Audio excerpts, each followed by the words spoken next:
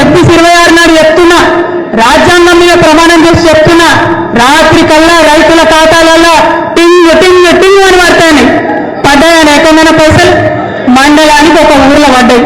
ఇక వీళ్ళట కేసీఆర్ అసెంబ్లీకి రావాలి. ఎందుకోసం రావాలి?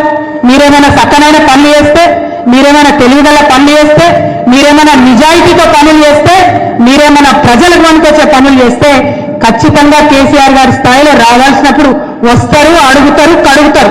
అది కాదు విషయం. మీరు అన్ని మోసమే, ప్రతిదీ మోసమే. సింగరేణి కార్మికులకు మోసమే, రైతులకు మోసమే. మన ఇంతమంది మహిళలు ఉన్నారు. ఏం చెప్పింది మహిళలకు? 2500 రూపాయలు ప్రతి మహిళకి ఇస్తాం. 18 ఏళ్ళు నిండిపోయాయి, 2500 ఇస్తాం. ఒక్క దగ్గర కూడా ఇవ్వలే. ఒక్క ఊర్లో కూడా కనీసం సర్వే చేసిన పాపం లేదు. మళ్ళీ ఏమన్నంటే ఏమంటారు? ఇగో మళ్ళా దరఖాస్తు పెట్టుకోండి, ఇగో మళ్ళా సర్వే చేస్తాం, ఇగో ఈసారి ఇందిరమ్మ పేరుతో సర్వే, రేపు రాజీవ్ గాంధీ పేరుతో సర్వే, ఎల్లుండి సోనియా గాంధీ పేరుతో సర్వే, కానీ డబ్బులు మాత్రం రావు. ఇదే పరిస్థితి తప్పితే ఇంకోటి ఏం లేదు. ఇవాళ అందుకనే మనం ఆలోచన చేసుకోవాలి.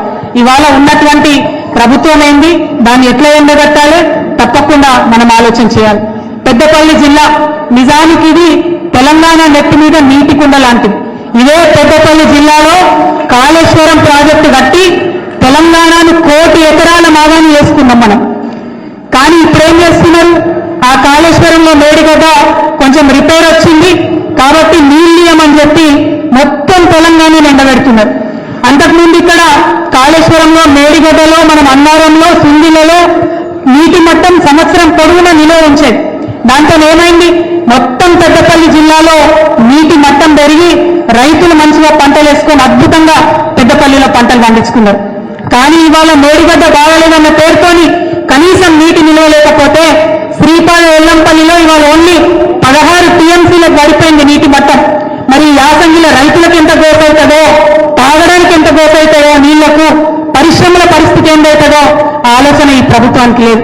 ఇవాళ నేను డిమాండ్ చేస్తా ఉన్న శ్రీధర్ బాబు గారిని, మీరు తక్షణమే మేడిగడ్డ ప్రాజెక్టు వాడొచ్చు అని నిన్నగాక మొన్న మేము తెలంగాణ జాగృతి ఆధ్వర్యంలో సదస్సు పెడితే 50 మంది తెలంగాణ ఇంజనీర్లు వచ్చి చెప్పింది వాడుకోవచ్చు. మొన్న 12 లక్షల క్యూసెక్ల వరద వస్తే కూడా తట్టుకొని నిలబడ్డది మేడిగడ్డ, ఏమి ఇబ్బంది లేదు, మీరు తప్పుడు ప్రచారం చేస్తున్నారని. కానీ వీళ్ళు మాత్రం రాజకీయాల కోసం నీళ్ళు ఇస్తలేరు. నేను శ్రీధర్ బాబు గారిని డిమాండ్ చేస్తా ఉన్నా, మేడిగడ్డ లింక్ 1 వాడండి, ఎల్లంపల్లి వరకు నీళ్ళు ఇవ్వండి. ఎల్లంపల్లిని ఇవాళ మీరు ఎట్లా చేసిరంటే కేవలం హైదరాబాద్కు నీళ్ళు ఇవ్వాల, పరిశ్రమలకు నీళ్ళు ఇవ్వాల, రైతులకు మాత్రం ఇవ్వద్దనే పరిస్థితి తెచ్చిండు. దాన్ని తప్పుడు ఉపయోగం చేయకండి, మంచిగా ఉపయోగించండి. ఏం చెప్పారు శ్రీధర్ బాబు గారు? మన బుల్లెట్ని పుట్టమదన్నం దట్టుకునే ధైర్యం లేక అలవిగా అబద్ధాలు చెప్పిండు.